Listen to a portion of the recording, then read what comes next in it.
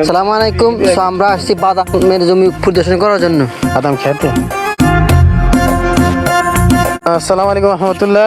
ঈদের দিন অবশ্যই আমরা পরিবেশটা শান্ত, বাতাস বইতেছে, বৃষ্টি হওয়ার সম্ভাবনা, আকাশ মেঘাচ্ছন্ন। এর মধ্যে আমরা আসলাম আসিফের কৃষি ফার্ম, অর্থাৎ যে কৃষি কাজ করতেছে ওই জায়গাটা পরিদর্শন করার জন্য।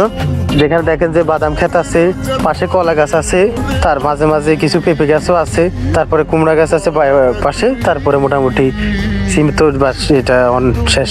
তো যাই হোক, আলহামদুলিল্লাহ প্লেসটা সুন্দর, কৃষিকাজ ভালো। কৃষিকাজের মাধ্যমে আসলে একটা দেশের অর্থনৈতিক উন্নতি হয়।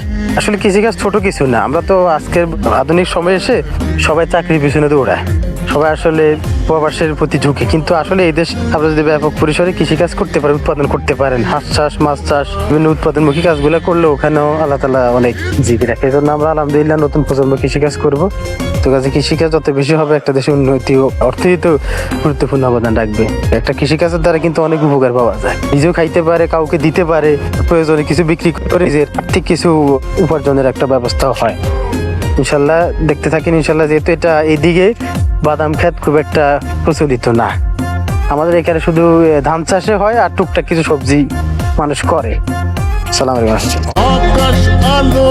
তো আসলে গতকালকে যে বৃষ্টি হয়েছে, এখন পর্যন্ত বৃষ্টি, ঈদের দিনে প্রচুর বৃষ্টি হইতেছে। এখন বৃষ্টি যদি এরকম ভাবে একদিন বা 2 দিন থাকে, যত ফসল আছে সবগুলো কিন্তু নষ্ট হয়ে যাবে।